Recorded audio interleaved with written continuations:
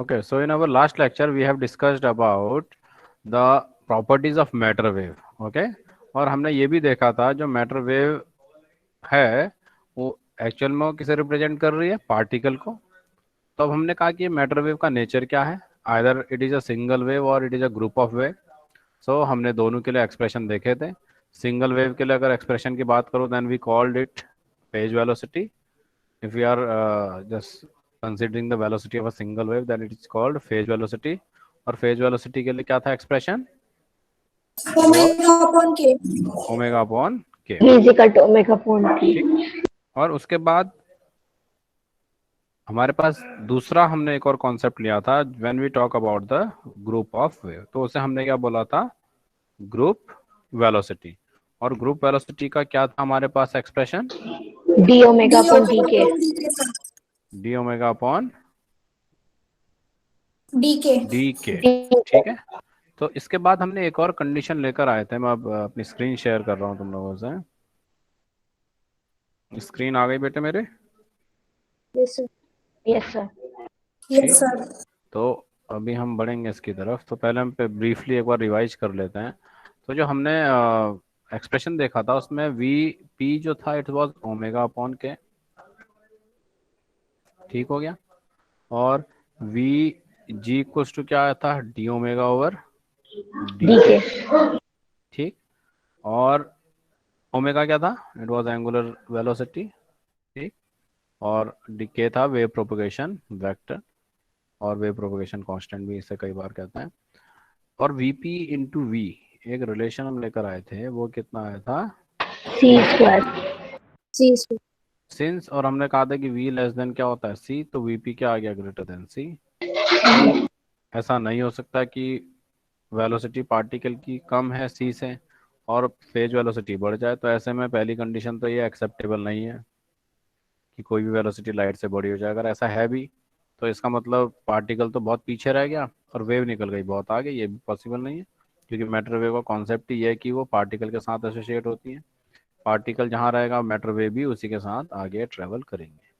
तो फिर यहाँ से हमने देखा था जो पार्टिकल की वेलोसिटी है उसे हम किससे रिप्रेजेंट करते हैं, ग्रुप वेलोसिटी से। ठीक हो गया, तो यानी जो वेव पैकेट है इस वेव पैकेट से हम क्या कर रहे हैं, इस ग्रुप वेलोसिटी को डिफाइन कर रहे हैं।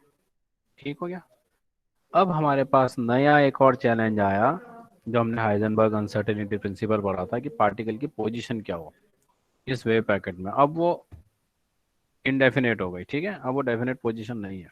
सो we talk about the probabilities, और यहीं से आया हमारा हाइजेनबर्ग अनसर्टेनिटी प्रिंसिपल।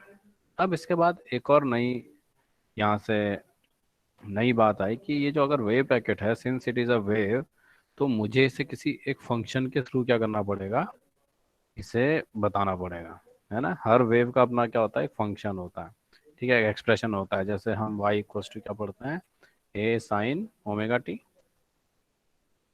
क्या बता रहा है, एक वेव है जिसका क्या है, साइन वेव है एक्चुअल में, जो क्या कर रही है, एक्स एक्सिस के अलॉन्ग मूव कर रही, ट्रेवल कर रही है। और इसका एम्पलीट्यूड कितना है, ए, एंगुलर इसकी वेलोसिटी है ओमेगा। ठीक, और टी क्या है, किसी भी टाइम पे हम अगर हम इसकी बात करें, तो ये एक्सप्रेशन था किसका, कोई भी हमारे पास जनरल वेव है। तो अब जो मैटर वेव है हमने कहा कि ये ग्रुप ऑफ वेव है, तो इसका मतलब इसे कुछ एक नाम देना पड़ेगा। तो अब देखते हैं आगे क्या है, यानी that means we have to represent by this wave packet by a function that is called wave function. तो अब देखते हैं नेक्स्ट स्लाइड्स में हमारे पास क्या है। So in this lecture that is lecture 5 we are going to discuss the Born interpretation of wave function, second physical significance of wave function, and third characteristic of wave function. And we will going to derive the one of the most famous equation that is Schrodinger equation। जैसे Newton's laws होता है ना, fundamental laws हैं, ऐसी quantum physics में fundamental equation क्या होती है, न्यूटन्स इक्वेशन। पूरी क्वांटम फिजिक्स इन्हीं के ऊपर डिपेंड करती है। जैसे तुमने पढ़ा था equation of motions, v equals to u plus a t, s equals to u t plus half a t square, है ना। तो सारी की सारी फिजिक्स आगे जाके इनका हमने बहुत ज़्यादा यूज करा था। तो इनका नॉर्मली नॉर्मल मैकेनिक्स में अगर हम बात करें, न्यूटोनियन मैकेनिक्स में बहुत ज़्यादा यूज़ है, ऐसे ही आपके न्यूटन्स लॉ है। तो इस तरीके से श्रोडिंजर्स इक्वेशन है, इनका भी क्वांटम फिजिक्स में उतनी वैसे ही इम्पोर्टेंस है। अभी देखेंगे किस तरीके से हम इसे कर रहे हैं। तो सबसे पहले हम क्या करेंगे, वेव फंक्शन की बात। तो यहाँ पर इंटरप्रिटेशन ऑफ वेव फंक्शन, अब क्या था, ये कहा गया है जो हमारे पास कोई भी मैटर वेव है, ठीक है, तो वो किसकी फॉर्म में चल रही है, वेव पैकेट के फॉर्म में, इस तरीके से। ये है इसी तरीके से, ये वेव पैकेट हमारा क्या कर रहा है, ट्रेवल कर रहा है इन स्पेस, है ना, आगे की तरफ बढ़ रहा है।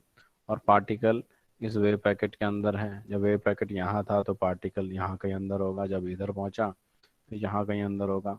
तो इसका मतलब ये है कि अब ये वेव पैकेट हमारा आगे बढ़ रहा है। Since now we are considering particle as a wave, so we must you know define this wave packet by a wave function, और इसे रिप्रेजेंट करते हैं किससे, साई से, ठीक।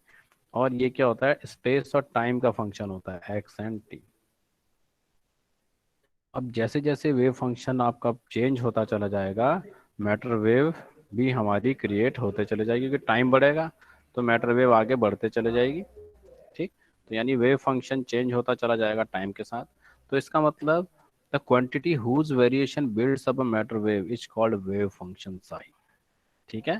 तो वेव फंक्शन साई क्या है, जिसका वेरिएशन क्या क्रिएट करता, एक मैटर वेव, ठीक। यानी इस मैटर वेव को हमने एक नए फंक्शन के थ्रू डिफाइन कर दिया, उसे हमने क्या बोला, मैटर वेव। और ये मैटर वेव स्पेस में किस तरीके से जनरेट हो रही है और किस तरीके से ये मूव कर रही है, ये सारी प्रॉपर्टीज इस वेव फंक्शन साई में होती है। यानी मैटर वेव से रिलेटेड जितनी भी प्रॉपर्टी होंगी वो इस साई के अंदर कंटेन होती है।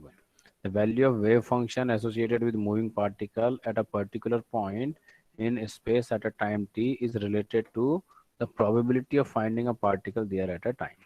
तो चलो अभी मैं समझाऊंगा ये चीज़ क्या है।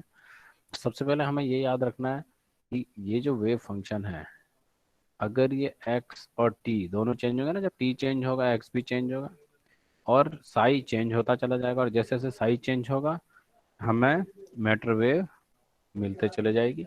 यानी ये वेव फंक्शन साई जैसे जैसे चेंज होगा मैटर वेव बनते चले जाएगी।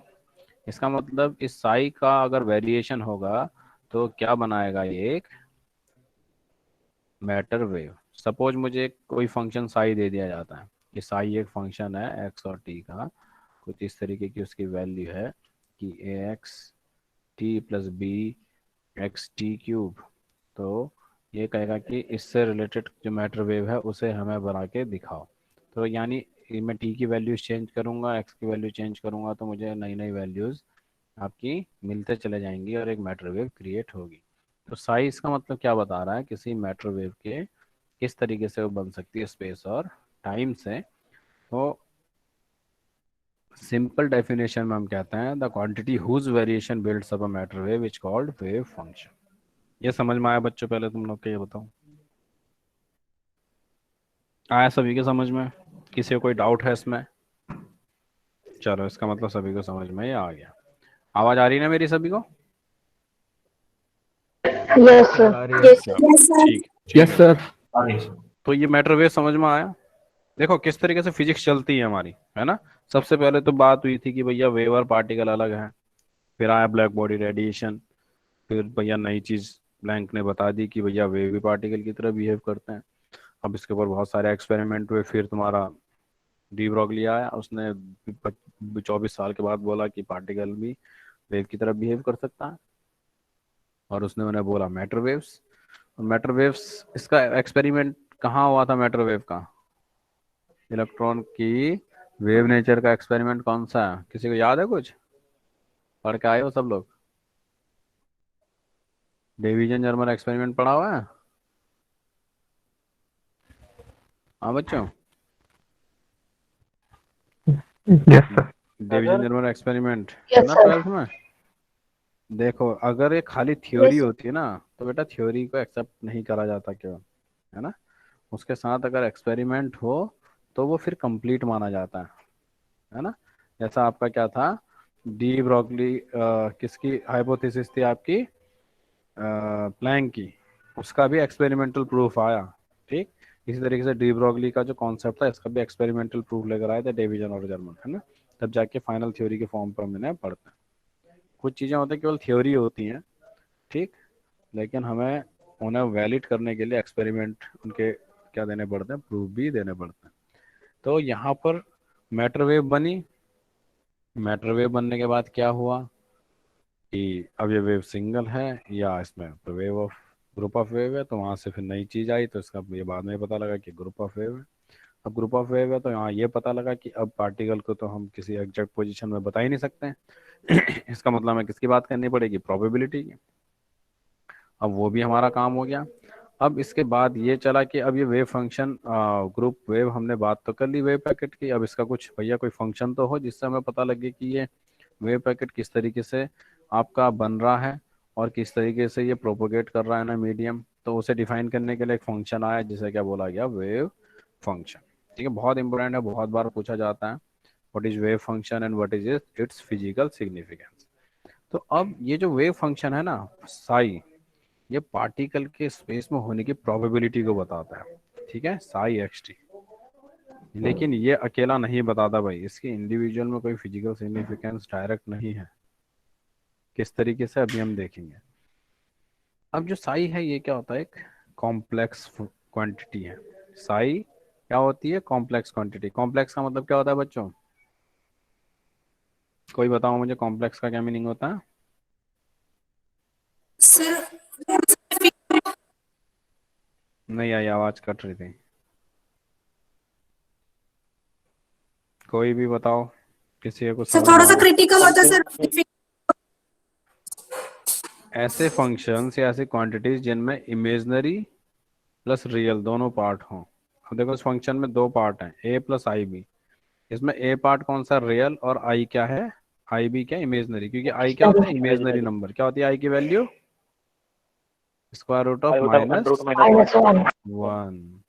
ठीक है, इमेजनरी। तो जहां भी आई आ जाएगा मतलब वो जो पर्टिकुलर क्वांटिटी है वो कौन सी, इमेजनरी। तो आपका ऐसे नंबर जिनमें रियल प्लस इमेजनरी पार्ट होता है उसे क्या बोलता है, कॉम्प्लेक्स।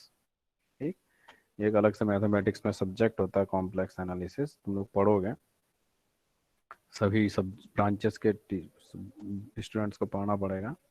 तो तुम लोगों ने इसके ऊपर वर्क भी करा होगा ट्रिग्नोमेट्री वगैरह में, है ना। कॉम्प्लेक्स का जो नंबर आता है आई, तो ये कहा गया जो साई है ये क्या है, कॉम्प्लेक्स नंबर है। ठीक है, कॉम्प्लेक्स क्वांटिटी, इसमें इमेजनरी प्लस रियल दोनों पार्ट होता है।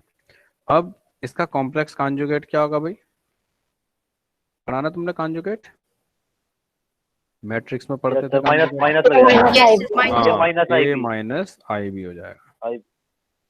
ठीक, यहाँ पर लिखा हुआ है देखो, ये क्या है, ए माइनस आई बी। ये क्या है, complex conjugate of a plus i b. तो साई साई स्टार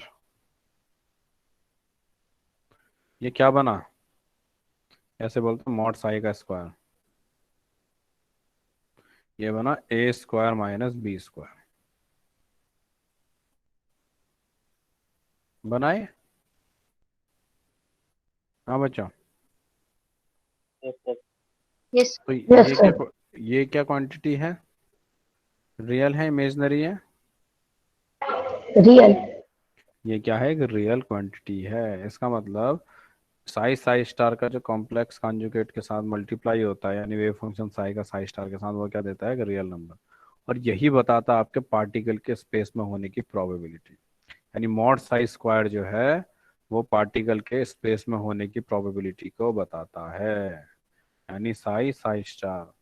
अगर पूछा जाए कि साई की क्या फिजिकल सिग्निफिकेंस है, साई की कोई डायरेक्ट फिजिकल सिग्निफिकेंस नहीं होती।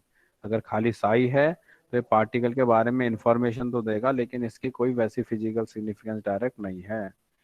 इसको हमेशा क्या करना पड़ेगा, अपने कॉम्प्लेक्स के साथ मल्टीप्लाई या इसका मॉड का स्क्वायर लूं, तब ये बताता है कि पार्टिकल स्पेस में कहाँ होगा। यानी मॉड साई स्क्वायर बताएगा कि जो पार्टिकल है ये स्पेस में कहाँ पर लाई करेगा। क्लियर हुआ तुम लोग को ये चीज, पहले ये बताओ।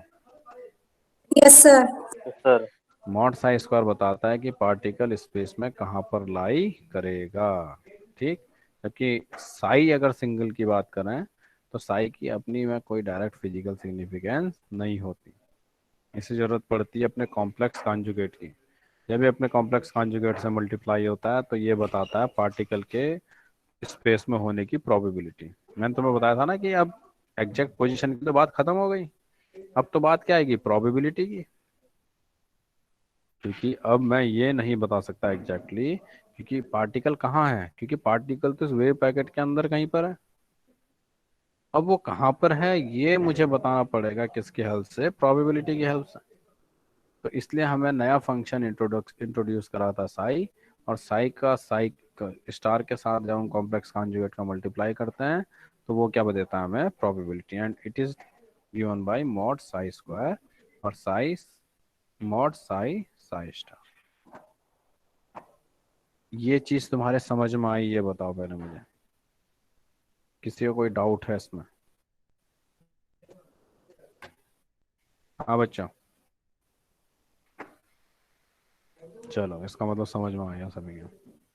अब देखो, the physical significance of wave function is that the square of its absolute value at a point is proportional to the probability of experimentally finding the particle in a small element volume dx dy dz, या D tau से बोलते हैं। अब ये किस तरीके से represent किया जाता है, देखो इस तरीके से, mod psi square absolute value का स्क्वायर, और किस वॉल्यूम में हम उसे देखना है, इसे डी टाउ से हम करते हैं, इक्वल्स टू कुछ भी ये वैल्यू हमारे पास आएगी। अगर नॉर्मलाइजेशन है तो वन, अभी हम देखेंगे नॉर्मलाइजेशन, यानी मॉड ये ट्रिपल इंटीग्रल, अगर वॉल्यूम के रिस्पेक्ट में हम देख रहे हैं तो हम इसे वॉल्यूम इंटीग्रल करके क्या लिख सकते हैं, mod psi square D tau. और अगर किसी सिंगल डायमेंशन में हम देख रहे हैं, वन डायमेंशन में, तो तभी हमारे पास क्या होगा, लाइन इंटीग्रल की फॉर्म में mod psi square d x. समझ में आया बच्चों? ये बचाएगा तुम्हारा प्रोबेबिलिटी को, इस तरीके से इसे फाइंड आउट करते हैं। तुमने पढ़े थे अभी जब ब्रिज कोर्स हुआ था, ब्रिज कोर्स अटेम्प्ट किया था तुम लोगों ने? Yes sir. Yes, sir. Bridge course में एक यूनिट आई होगी जहाँ पर डाइवर्जेंस कर्ल की बात हुई होगी, और उसके बाद एक और बात चली होगी, सरफेस इंटीग्रल, वॉल्यूम इंटीग्रल और लाइन इंटीग्रल, है ना, जहाँ हमने गॉस डाइवर्जेंस नो सर, वो नहीं किया हुआ No, अभी। sir. कर्ल एक ग्रेडियंट यूनिट अभी करवाई नहीं है। नहीं करा। चलो ठीक है, कोई बात नहीं, हमारी एक यूनिट चलेगी, ब्रिज कोर्स में हुआ था, लेकिन वो दोबारा हमने डिटेल में करना है, तो वो हमारा आएगा जब हम इलेक्ट्रोमैग्नेटिक फील्ड थ्योरी को डिस्कस करेंगे। तो ये समझ में आया तुम्हारा क्या होता है वेव सर फंक्शन? एक बार और बता दो ये। दोबारा समझ रहा हूँ, ध्यान से सुनना इस चीज को, ठीक है। हमने कहा कोई भी मैटर वेव है, हमने कहा जो पार्टिकल के साथ मैटर वेव एसोसिएट है, एक्चुअल में वो किस फॉर्म में चलती है, ग्रुप ऑफ वेव यानी वेव पैकेट। अब ये तो हमने क्लियर कर दिया कि वेव पैकेट अब यानी पार्टिकल के इसके अंदर होने की पॉसिबिलिटी है, लेकिन कहाँ पर होगा इसकी पॉसिबिलिटी हमें नहीं पता, कहीं पर भी हो सकता है। इसके बाद ये चीज़ हमें पता लगी कि अब हम पार्टिकल की पोजीशन को एग्जैक्ट तो फाइंड आउट नहीं कर सकते, इसका मतलब अब क्या होना पड़ेगा, उसकी कहीं पर होने की प्रोबेबिलिटी हो सकती है। तो वहां से आया था हाइजेनबर्ग अनसर्टेनिटी प्रिंसिपल। अब इसके बाद एक स्टेप और आ गया है कि जो वेव फंक्शन है, जो आपका वेव पैकेट है जिसके अंदर पार्टिकल है, जो पार्टिकल मूव कर रहा है वेव, इसको एक फंक्शन के थ्रू हम बताएं, क्योंकि कोई भी वेव होती है उसका अपना एक वेव फंक्शन होता है। तो उस वेव फंक्शन को साई से डिनोट करा, जो स्पेस और टाइम का क्या एक फंक्शन है। और इस साई में जब भी वेरिएशन होता है तो क्या बनती है हमारी मैटर वेव, स्पेस में क्या मिलेगी, मैटर वेव मिलेगी, जो आगे बढ़ते चले जाएगी with as the time is changing x will change, so that means it will generate a matter wave. अब ये था कि ये जो वेव फंक्शन हमने लिया है किस तरीके की क्वांटिटी है, इस आपका रियल है या कॉम्प्लेक्स है। तो ये बताया गया कि जो साई होता है ये कौन सी क्वांटिटी है, it's a complex quantity, A plus I भी। ठीक हो गया, ये क्या हो गई, ये कॉम्प्लेक्स क्वांटिटी हो गई। अब इस कॉम्प्लेक्स क्वांटिटी को एक्चुअल में साई का, जब हम इसके कॉम्प्लेक्स कॉन्जुगेट साई स्टार से क्या लेते हैं, मल्टीप्लाई, या हम कहेंगे मॉड साई का स्क्वायर हम करते हैं, इसके एब्सोल्यूट वैल्यू का स्क्वायर, इसी को साई साई स्टार भी हम लिखते हैं मॉड के अंदर। तो ये किसको बताता है, ये बताता है probability of finding particle in a given region और स्पेस, ठीक है। प्रोबेबिलिटी को ये सर ये a square minus b square का इक्वल आया था। हाँ सर ये a square plus b square ही तो होगा मल्टीप्लाई के बाद। हाँ, स्क्वायर प्लस बी स्क्वायर होगा। सर उसमें माइनस लिखा हुआ था। अच्छा चलो देखता है प्रीवियस।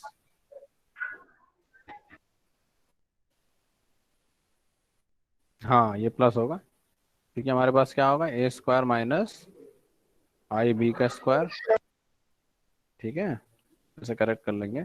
ये क्या हो जाएगा इसका मतलब, ए स्क्वायर प्लस बी स्क्वायर, क्योंकि आई का स्क्वायर माइनस वन वो हो जाएगा। ठीक, इससे एक बार देखते हैं अगर ये सही हो जाए अभी।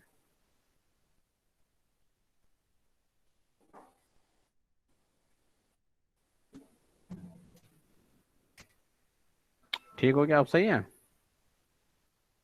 Yes sir. कई बार टाइपिंग मिस्टेक रह जाती है ना। तो यहाँ तक समझ में आया तुम लोग के?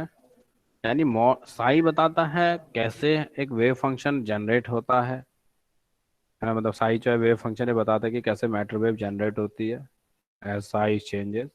और मॉड साई स्क्वायर हमें बताता है कि पार्टिकल स्पेस में एक्चुअल में कहाँ पर होगा। यानी कि सारी की सारी जो प्रॉपर्टी है पार्टिकल की एज अ वेव, वो किस पे डिपेंड कर रही हैं, इस वेव फंक्शन साई पे डिपेंड करेंगे। ठीक है, भले ही उसकी कोई भी प्रोबेबिलिटी हमें निकालनी है। जैसे तुम्हारा आधार नंबर है, मैंने पहले ही बताया था, वो तुम्हारी एक आइडेंटिटी तुम्हें देता है ना, तुम्हारी डिटेल्स उसमें है, उसी से तुम गवर्नमेंट ऑफ इंडिया में रजिस्टर्ड हो। इसी तरीके से ये साई एक्ट जो है वेव फंक्शन, ये हर मैटर वेव के लिए उसका हॉल मार्क है। ठीक है, उसका हॉल मार्क है, दैट मीन्स उसकी एक आइडेंटिटी है, ये बताती है उससे रिलेटेड हर प्रॉपर्टी को। ठीक है, कोई भी प्रॉपर्टी हो मैटर वेव्स की या उस पार्टिकल की, वो हम उसके वेव फंक्शन से फाइंड आउट कर सकते हैं। तो जो मैक्स बॉर्न थे, assign name of a scientist, ये मैक्स बॉर्न ने सबसे पहले बात बताया था प्रोबेबिलिटी के बारे में। जो अभी हमने बात करी कि जो प्रोबेबिलिटी होती है, मैक्स बॉर्न ने उस प्रोबेबिलिटी के बारे में बताया। According to Max Born, the probability of finding particle in a state psi is measure of probability density. ठीक है, यानी जो मैक्स बॉर्न ने ही सबसे पहले बताया कि जो मॉड साई स्क्वायर होता है ना, ये बताता है आपका पार्टिकल के किसी जगह पे होने की प्रोबेबिलिटी को। ठीक, एक्चुअल में ये क्या है, प्रोबेबिलिटी डेंसिटी भी वर्ड कई बार हम इसे यूज करते हैं। तो ठीक, तो अगर प्रोबेबिलिटी फाइंड आउट करने को कहा जाए या प्रोबेबिलिटी डेंसिटी, तो इसका तो मॉड साई स्क्वायर की बात ये कर रहा है। ठीक हो गया बच्चों। और इंटीग्रल फॉर्म में मैथमेटिकल में इसका जो एक्सप्रेशन होता है ये इस तरीके से होता है, volume integral of mod psi square into D tau. और कुछ जगह पे एक्सप्रेशन इस तरीके से ना लिखकर कैसे लिखा रहता है, वो लिखता है आपका ट्रिपल इंटीग्रल के फॉर्म में। ठीक, triple integral of psi square d x d y d z. एक ही चीज़ है भाई ये दोनों। यहाँ पर इसने वॉल्यूम इंटीग्रल लगा दिया और यहाँ पर इसने क्या लगा दिया, डी टाउ। तो इसने यहाँ पर वॉल्यूम इंटीग्रल को 3 में पार्ट में तोड़ दिया और डी टाउ को क्या लिखा, d x d y d z. ठीक है बच्चों, आगे बढ़ते हैं। देखो अब ये एक्सप्रेशन जो अभी हमने देखा था ये इधर भी आ गया।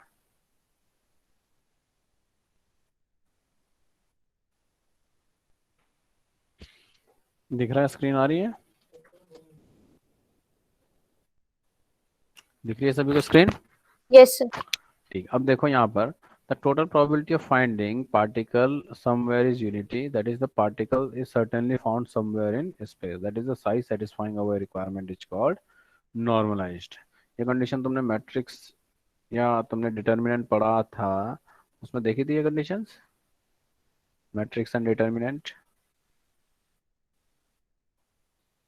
नहीं, कभी पढ़ा तुमने नॉर्मलाइज्ड के बारे में किसी ने?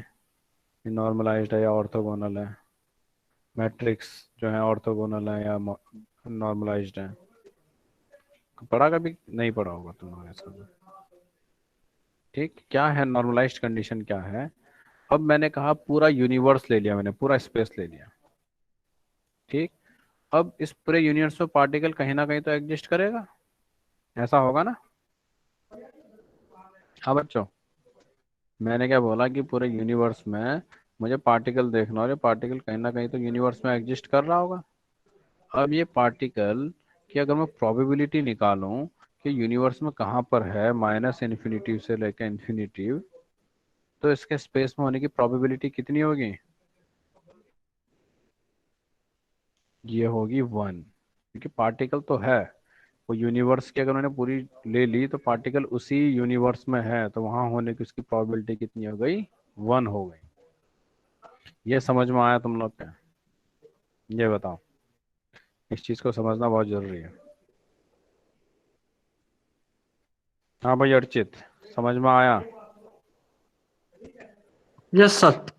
सुबह के लेक्चर में था, गायब था? सर आज नहीं था। नहीं था ना? तेरे मिसिंग भी बहुत आ रहे हैं असाइन क्विजेज जो है। कहाँ गायब रहता? सर अब कल से रेगुलर रहूंगा। रेगुलर हो बेटा, तेरे लिए बहुत फायदेमंद है। पीछे इतनी सारी चीजें निकल गई, तुझे पता ही नहीं चला होगा, है ना? क्या मैं ग्रुप की बात कर रहा हूँ, क्या मैं मैटर वेव की बात कर रहा हूँ, है ना? पढ़ना पड़ेगा खुद, बाद में हमें टाइम मिलेगा तो देखेंगे, है ना?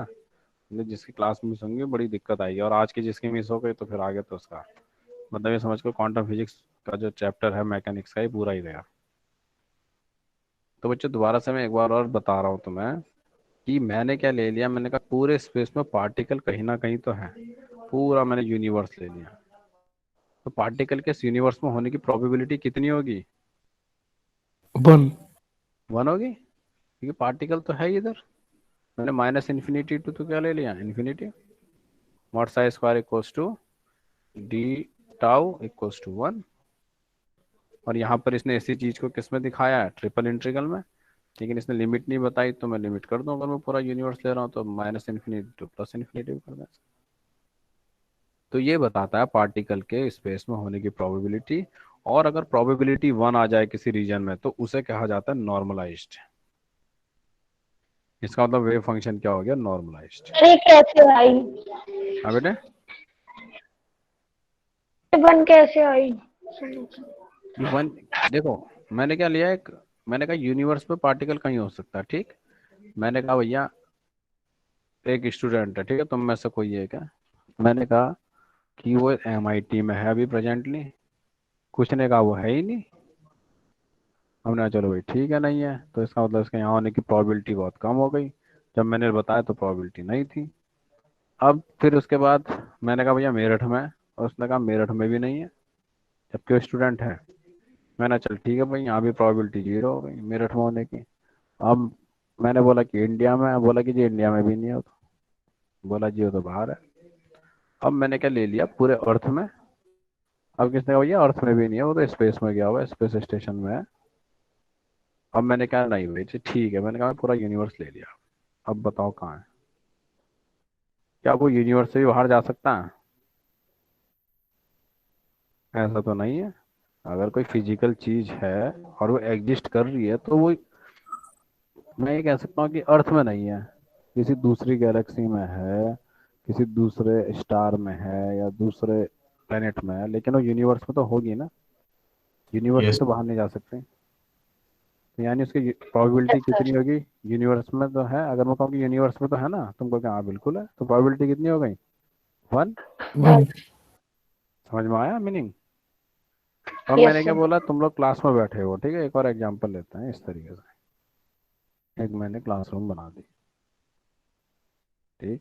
इस क्लासरूम में यहाँ पर हमारा बोर्ड है, और यहाँ बहुत सारे बेंचेस लगे हुए हैं इस तरीके से, ठीक हो गया। अब मैंने कहा कि स्टूडेंट के इस बेंच में होने, स्टूडेंट क्लास में तो है, लेकिन मैंने कहा कि स्टूडेंट के सेकंड बेंच में होने की प्रोबेबिलिटी क्या है? अब प्रोबेबिलिटी निकालनी पड़ेगी, क्योंकि वो हो सकता है फर्स्ट बेंच में बैठा हो, सेकंड में बैठा हो, थर्ड में बैठा हो, फोर्थ में, किसी में भी हो सकता है ना स्टूडेंट। अब हमें कह सकते हैं अच्छे यार 10% प्रोबेबिलिटी है वो पहले बेंच में बैठा हो। कोई बोलेगा नहीं उसमें, वो कहेगा हाँ, और कहेगा हाँ, या तो ये हो सकता है 50% प्रोबेबिलिटी है कि वो आपका बैक बेंच में बैठा हो, क्योंकि उसे वहां बैठना बहुत पसंद है। कुछ लोग कहेंगे नहीं नहीं जी, पूरा जो पीछे का बेंच था वो फुल हो गया, इसका मतलब 20% प्रोबेबिलिटी तो है वो सेकंड बेंच में हो। तो यहाँ पर हम एग्जैक्ट तो नहीं बता पा रहे ना, हम क्या बता रहे हैं? प्रोबेबिलिटी। प्रोबेबिलिटी। अब मैंने पूछा क्या वो क्लास में है? x इक्वल टू 0 से लेके L, तो क्या कहोगे तुम? इस क्लास में स्टूडेंट है? बिल्कुल है। यानी अगर मैं इस क्लास के लिए लिमिट लूँ x इक्वल टू 0 से लेके l तक, तो स्टूडेंट तो इस क्लास में ही है। ये तो पूरी क्या हो गई, 1 आ गई। भाई स्टूडेंट क्लास में है, मैं यही तो नहीं पता कि कौन से बेंच में है। ऐसा ही तो है ना? Yes sir. हाँ, लेकिन अगर ये कह देता मेरे से इस तरीके से निकालो probability x equals to first bench से लेके x equals to second bench तक क्या है, अब ये वैल्यू हमारी क्या होती, हमें नहीं पता, ये हमें फाइंड आउट करनी पड़ती लिमिट लगा के सॉल्व करके साई की वैल्यू के साथ, तब हमें प्रोबेबिलिटी पता लगती कितनी है उसके सेकंड बेंच में होने की। मैथमेटिकली मैं सॉल्व करता। लेकिन जब मुझे बोल दिया कि वो क्लास में है और मुझसे क्लास के लिमिट के अंदर ही पूछा कि उसके होने की प्रोबेबिलिटी कितनी है, तो ऑब्वियस सी बात है 1 हो। समझ में आया अब ये चीज? यानी आपका yes sir. Particle given region में कहाँ पर है, इस चीज को फाइंड आउट करते हैं इस फंक्शन के थ्रू। और अगर कोई भी वेव फंक्शन है वो इस कंडीशन को क्या करता है, सेटिस्फाई, तो उसे क्या कहते हैं, नॉर्मलाइज्ड कंडीशन। क्या कहते हैं, नॉर्मलाइज्ड कंडीशन। और ये एसेंशियल कंडीशन है किसी भी वेव फंक्शन के होने की। अगर कोई फंक्शन नॉर्मलाइज्ड नहीं है तो वो वेव फंक्शन नहीं होगा। अगर मैं कहता हूँ कि साई एक्स टी है, ये वेव फंक्शन है, और हमने कहा कि ये नॉर्मलाइज्ड नहीं है, तो इसका मतलब वेव फंक्शन होगा ही नहीं, ये कोई और फंक्शन है। क्योंकि हमारे पास दुनिया भर के फंक्शन हमारे पास होता है। फंक्शन ऑफ टाइम भी हो सकता है, फंक्शन ऑफ मोमेंटम भी हो सकता है, फंक्शन ऑफ एनीथिंग, कुछ भी फंक्शन हो सकता है। लेकिन अब ये वेव फंक्शन नहीं होगा, क्योंकि वेव फंक्शन होने के लिए इसे नॉर्मलाइज्ड होना पड़ेगा। क्योंकि साई, क्योंकि ये बता किसको रहा है एक्चुअल में, ये है तो पार्टिकल। साई किसको बता रहा है एक्चुअल में, पार्टिकल को बता रहा है ना। तो पार्टिकल यूनिवर्स में कहीं ना कहीं तो होगा। तो इसका मतलब कभी भी अगर माइनस इन्फिनिटी ले रहे हैं, तो इस रेंज में तो पार्टिकल कहीं ना कहीं है। तो पार्टिकल क्या होगा, इसकी होने की प्रोबेबिलिटी 1 रहेगी।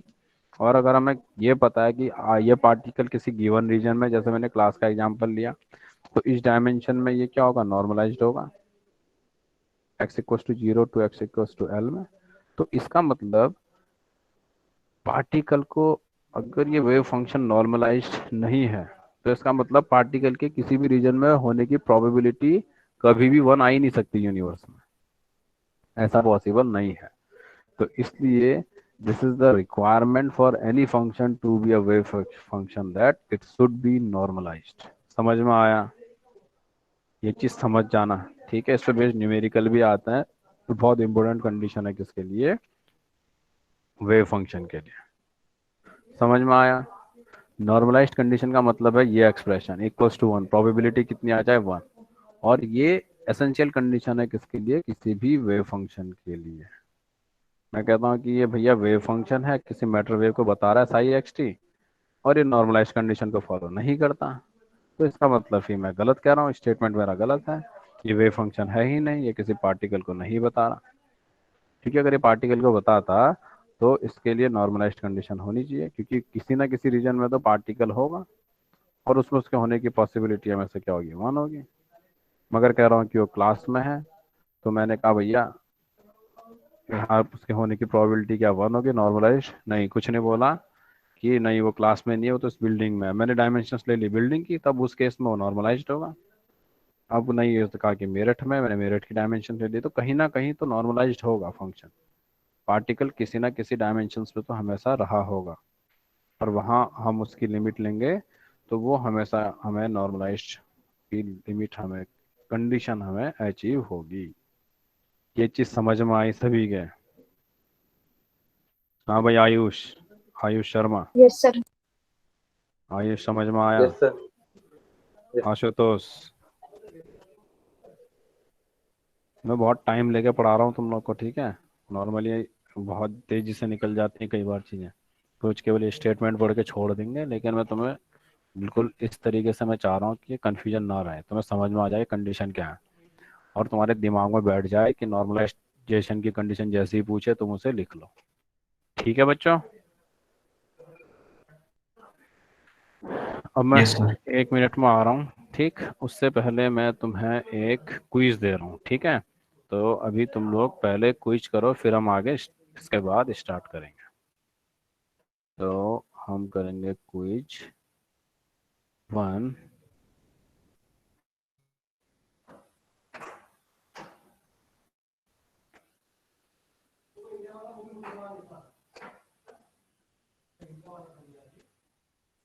चलो, 2 मिनट का टाइम होगा तुम्हारे पास।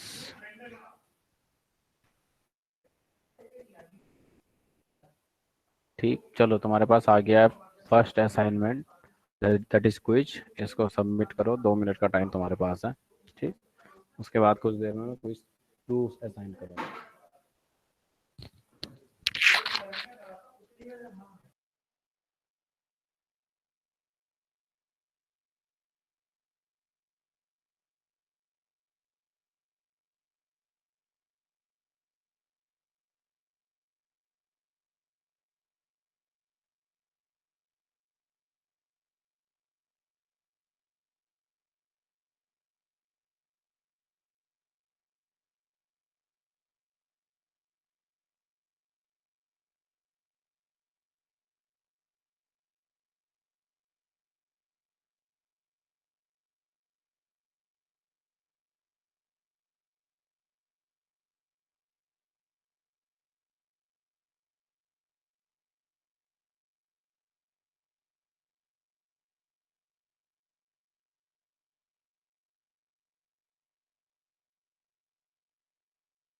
सर क्विज 2 अपलोड कर दिया है।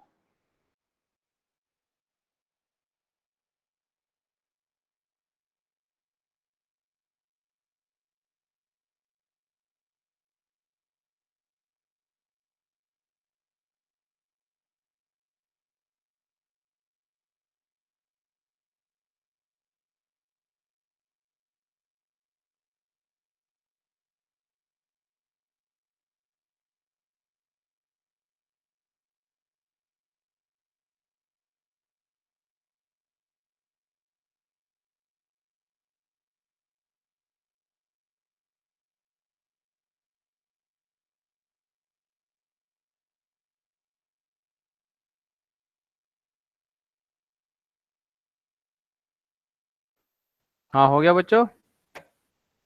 सर आपने क्विज 2 अपलोड कर दिया है। क्विज 1 करा था, आ गया? Okay sir. ठीक है, अभी क्विज 1 यस आया सर, है। वो तो हो गया। ठीक है, अभी क्विज 2 नहीं करा है मैंने। ठीक, पहले क्विज 2 देख लूँ क्या है, तो मैं पढ़ाया है या नहीं अभी वो चीज़, उसके बाद मैं कर सकता हूँ। चलो, अभी क्विज 2 नहीं दूंगा, थोड़ा अभी वो टॉपिक आने वाला है हमारा। तो मैं दोबारा से अपनी स्क्रीन अब शेयर कर रहा हूँ।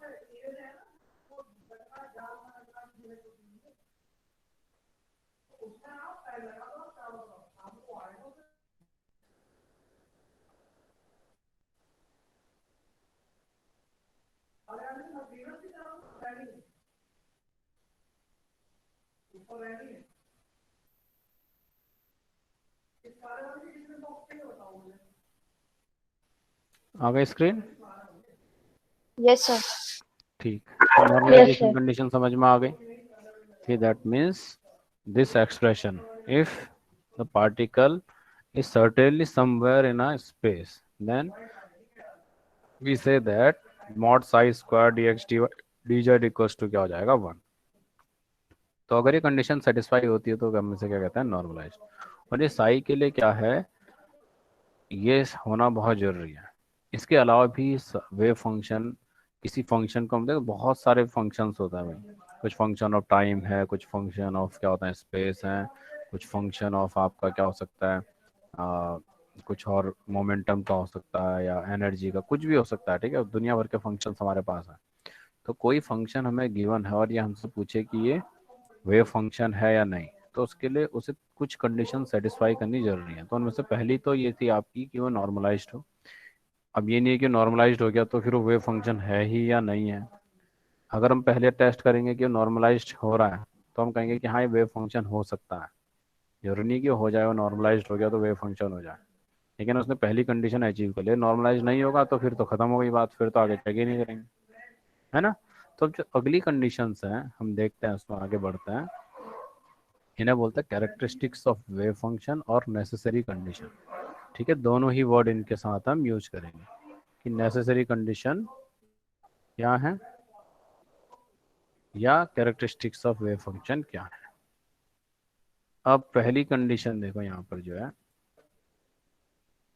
Beside being normalised and acceptable wave function must also fulfil, it must be finite everywhere. ठीक है, क्या होगा भाई, ये फाइनाइट होना चाहिए। क्या मीनिंग निकला इसका? अब मेरे पास वेव फंक्शन है, मैंने कहा साई की वैल्यू क्या होनी चाहिए, फाइनाइट वैल्यू। अगर ये वैल्यू इनफाइनाइट हो गई, साई की वैल्यू इनफाइनाइट हो जाए तो क्या होगा? अब ये एक्सप्रेशन हमने देखा था, इस integral of mod psi square D tau.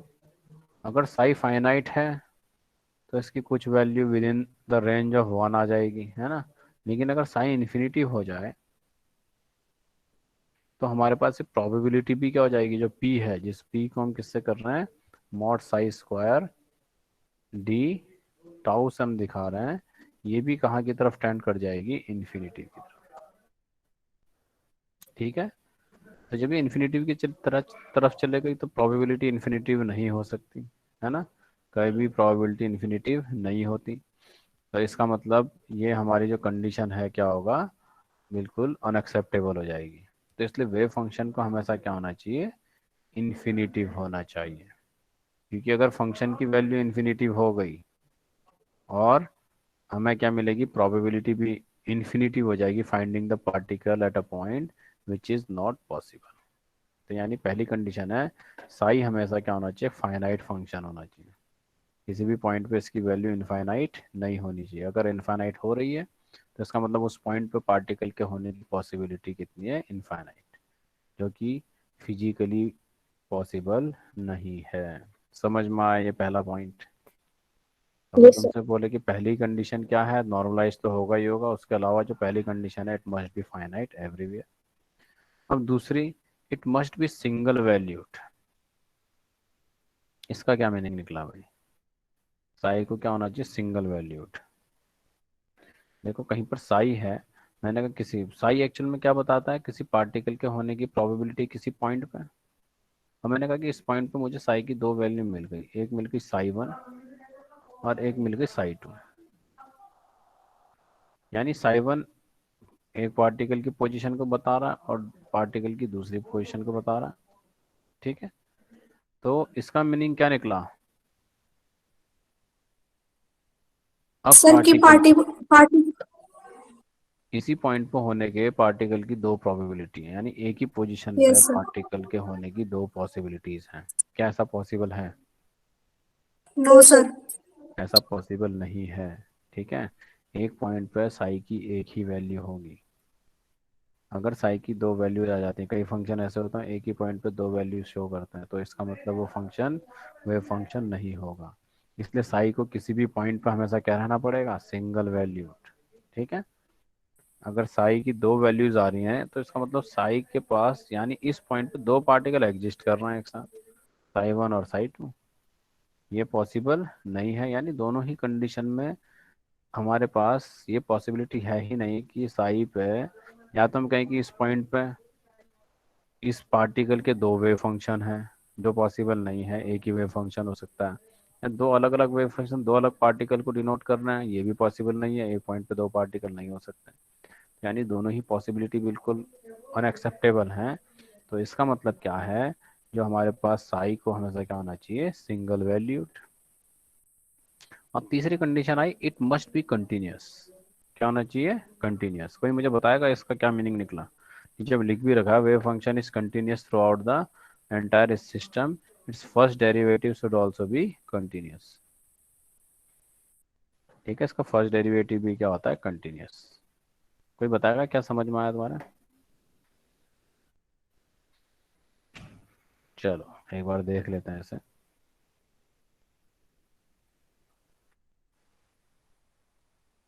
अब देखो, मैंने कहा कि एक वेव फंक्शन है, स्पेस में ट्रेवल कर रहा है इस तरीके से। ठीक है,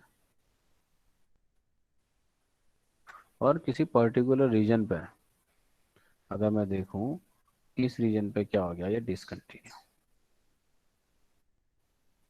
दिखाए।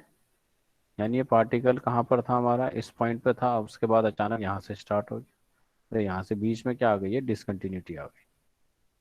कैसा पॉसिबल है? हाँ बच्चों, नो सर। No sir. क्यों? अब जब ये पार्टिकल यहाँ से ट्रेवल किया होगा इसने, है ना, इसका मतलब इस पॉइंट पे फिर यहाँ से इस रीजन के बीच में पार्टिकल था ही नहीं और फिर यहाँ से दोबारा से आ गया। या ऐसा कोई फिनोमेना अभी तक हमने पढ़ा है कि पार्टिकल चल रहा था और अचानक से बीच में गायब होकर दोबारा से यहाँ मिल गया? ऐसा रहा होगा? ऐसा नो कोई सर। फिनोमेना अभी तक हमने नहीं पढ़ा फिजिक्स में। पार्टिकल स्पेस में चला, स्पीड बहुत हाई हो सकती है, हम देख ना पाए वो अलग बात है, लेकिन जब भी वो आगे बढ़ा होगा इसने इसने पूरे पाथ को, इस ट्रेजेक्ट्री को फॉलो किया होगा। स्पीड बहुत हाई है, हम नहीं देख पाए, बहुत आगे निकल गया, लेकिन वो ऐसा कभी नहीं हुआ कि यहाँ गायब हो गया और इधर मिल गया। हो सकता है किसी दूसरे पाथ से चला जाए, हो सकता है किसी तीसरे पाथ से चला जाए, लेकिन वो कुछ ना कुछ पाथ तो उसने ट्रैवल करा होगा। ऐसा कभी नहीं हुआ होगा ये पार्टिकल डिसअपेयर हो गया हमारा, ठीक, और ये फंक्शन मुझे अचानक से वापस मिल गया इधर, यानी इस रीजन में पार्टिकल नहीं था। ऐसा कभी नहीं हो सकता। तो यानी अगर वेव फंक्शन है वो हमेशा क्या होना चाहिए, कंटिन्यूस। डिसकंटिन्यूस का मतलब है उस पर्टिकुलर रीजन में कभी पार्टिकल नहीं था, क्योंकि साई अगर नहीं है, साई जीरो हो जाएगा, तो मॉड साई स्क्वायर भी क्या हो जाएगा, जीरो हो जाएगा ना। जीरो। तो इसका मतलब पार्टिकल है ही नहीं, पार्टिकल के होने की प्रोबेबिलिटी क्या हो गई, जीरो। यानी पार्टिकल ने इस पर्टिकुलर रीजन में कभी रहा ही नहीं होगा, वो यहाँ पर था फिर सीधा इधर पहुंच गया, ऐसा कभी नहीं हो सकता। इसका मतलब पार्टिकल की जो वेव फंक्शन है इट शुड बी कंटिन्यूस। तो यानी और इसका फर्स्ट डेरिवेटिव जो आएगा D psi over d x, ये भी क्या होगा, कंटिन्यूस। तो हमें ये याद रखना है फर्स्ट कि पार्टिकल को क्या होना चाहिए, वेव फंक्शन को क्या होना चाहिए, नॉर्मलाइज्ड। उसके बाद फर्स्ट कैरेक्टरिस्टिक या एसेंशियल कंडीशन है वो है it should be finite. Second one, it must be single valued at a point and it must be continuous as in space. आ गया समझ में बच्चों? किसी का कोई क्वेश्चन है यहाँ तक? क्योंकि इसके बाद हम बढ़ने वाले हैं श्रोडिंजर्स इक्वेशन की तरफ, ठीक है। श्रोडिंजर इक्वेशन की तरफ हमने बढ़ना है। स्टार्ट करूं? सबसे इम्पोर्टेंट टॉपिक आने वाला है, सबसे ज़्यादा जो पूछा जाता है इस यूनिट से, वो तुम्हारा एक तो वेव फंक्शन क्या है, ठीक। थियोरेटिकल क्वेश्चन में कहेगा what do you mean by wave function, give its physical significance and also write its various characteristics और एसेंशियल कंडीशन। और ये भी पूछ सकता है 2 नंबर में, what are the conditions for a wave function to be a wave function. तब भी हम ये तीनों कंडीशंस लिख देंगे। तो वेव फंक्शन हमें समझ में आ गया सभी बच्चों को? Yes yes sir. सर। आगे बढ़ते हैं। अब बात तो ये हो गई कि भैया अब हमने बहुत बढ़िया काम हमारे साथ हो गया कि हमने वेव फंक्शन बता दिया कि वेव पैकेट है। इस वेव पैकेट यानी ये जो वेव पैकेट स्पेस में ट्रेवल कर रहा है, ये किसके थ्रू डिफाइन होगा, एक फंक्शन के थ्रू, वेव फंक्शन। अब ये वेव फंक्शन तो आ गया, इसका मतलब अब जो ये वेव बन रही है, यानी जो मैटर वेव है जो वेव पैकेट के फॉर्म में आगे चल रही है, इसका क्या होगा, एक इक्वेशन भी होनी चाहिए, यानी वेव इक्वेशन की भी हमें रिक्वायरमेंट अब पड़ेगी, ठीक है। ये वेव इक्वेशन जो आती है, ये वेव इक्वेशन कौन लेकर आया, तुम्हारा श्रोडिंगर। बहुत फेमस इक्वेशंस हैं। एक इक्वेशन टाइम डिपेंडेंट होती है, इसमें टाइम पे आपकी डिपेंड करती हैं जो भी पॉसिबिलिटीज, जो भी हमारे पास मैटर वेव है या पार्टिकल के मोशंस हैं, वो किस पे डिपेंड करेंगे, टाइम पे। दूसरा आएगा जिसमें आप टाइम पे डिपेंडेंट नहीं होंगे, जैसे हम क्या कहते हैं कि जो ट्रांजिशंस होते हैं एटॉमिक लेवल्स पे, जैसे लेजर में पढ़ा था ना अभी हमने, लोअर स्टेट हायर स्टेट में एटम जा रहा है, तो वो किस पे डिपेंड करते हैं, वो टाइम पे डिपेंड करते हैं। क्योंकि हम बात कर रहे हैं क्वांटम फिजिक्स की, तो हम बात करेंगे एटम मॉलिक्यूल्स और इलेक्ट्रॉन प्रोटॉन ऐसे पार्टिकल्स जो बहुत स्मॉल हैं। तो श्रोडिंगर टाइम डिपेंडेंट इक्वेशन कहाँ यूज होती है, जब हम बात करते हैं ट्रांजिशन बिटवीन वेरियस स्टेट्स, ठीक है। तो उस केस में हमें जो इक्वेशन सॉल्व करने के लिए रिक्वायरमेंट होता है, उस प्रॉब्लम को सॉल्व करने के लिए, वो कौन सी होती है, टाइम डिपेंडेंट श्रोडिंगर इक्वेशन। और ये सेकंड ऑर्डर की डिफरेंशियल इक्वेशन होती है, ठीक है। The differential equation of wave equation of particle in one dimension can be written as. अब देखो जो वेव हमारे पास इक्वेशन आने वाले श्रोडिंगर में, पहले ही तुम्हें लिख के बताऊं, बड़ी टिपिकल सी इक्वेशन तुम्हें दिखेगी। ये हमारे पास आती है del square psi over del x square equals to eta h upon 2 pi del square psi over del t square, ठीक, प्लस वी साई। तो इस तरीके की इक्वेशन हमारे पास आने वाली है। आसान है, टफ नहीं है। आसान तब है जब तुम प्रॉपरली इस डेरिवेशन को देखोगे। ठीक है बच्चों, तो अब स्टार्ट करें हम इस इक्वेशन को। तो ये किसके लिए होती है? Schrodinger time dependent equation, Schrodinger time transition के लिए। अब देखो जब हम एटॉमिक लेवल पे होता है ना, हमारे पास बहुत सारी प्रॉब्लम्स है भाई फिजिक्स में, ठीक है, कि पार्टिकल कहाँ पर है, उसके बैंड गैप कैसे होगा, या पार्टिकल में उसके किस एनर्जी लेवल्स पे ट्रांजिशन होगा, है ना। इसी तरीके से कहीं पर अगर हम कंडीशंस लगानी है कि वेव मैटर वेव ट्रेवल कर रही है तो किस तरीके से कर रही है, तो ऐसे बहुत सारे फिनोमिनाज हैं जो श्रोडिंगर इक्वेशन के हेल्प से ही हम सॉल्व आउट कर सकते हैं। तो फिजिक्स में प्रॉब्लम नॉर्मली दो तरीके से होती है, एक होती है टाइम पे जो डिपेंड करती है, दूसरी जो टाइम पे डिपेंडेंट नहीं है। अब जैसे तुम पोटेंशियल एनर्जी देखो, क्या पोटेंशियल एनर्जी टाइम पे डिपेंड होगी? हाँ भाई, पोटेंशियल एनर्जी जो होती है वो टाइम पे डिपेंड करेगी या नहीं करेगी? कौन बताएगा ऐसे? चलो मैं पूछता हूँ, परीशी जैन। No sir. इसका फॉर्मूला क्या है? mgh। Yes sir. अब सपोज हमारा घर था, इस घर के ऊपर क्या रखा था? एक स्टोन रखा था, ठीक है। अब इस स्टोन को हमने कहा कि ये नीचे गिरने वाला है। अब ये नीचे खड़े आदमी पर आज गिरे, है ना, या 2 महीने बाद गिरे, या 2 साल के बाद गिरे, क्या इसकी जो एनर्जी है वो कम या ज़्यादा होगी? No sir. उसको तो नो कोई फर्क सर। नहीं पड़ने वाला इस आदमी का, उतना ही सर फूटना है जितना उसका आज है, या 2 महीने बाद या 4 महीने बाद, क्योंकि उसे चोट उतनी लगनी है। उस पर कोई डिपेंडेंट नहीं है। तो इसका मतलब जो हमारे पास ये है, इस तरीके की इक्वेशन, यानी ये जो फिजिकल क्वांटिटी है टाइम पे डिपेंड नहीं करती, ठीक। ऐसी बहुत सारी और हमारे पास हैं फिजिकल प्रॉपर्टीज जो टाइम पे डिपेंड करती हैं। जैसे हम बात करें वेलोसिटी की, है ना, वेलोसिटी किस पे डिपेंड करती है भाई? टाइम पे डिपेंड करती है। Yes sir. की बात है, yes D sir. S over D T है यस सर। ना। टाइम ज़्यादा हो गया, डिस्टेंस उतनी थी, टाइम ज़्यादा हो गया तो स्पीड कम हो गई,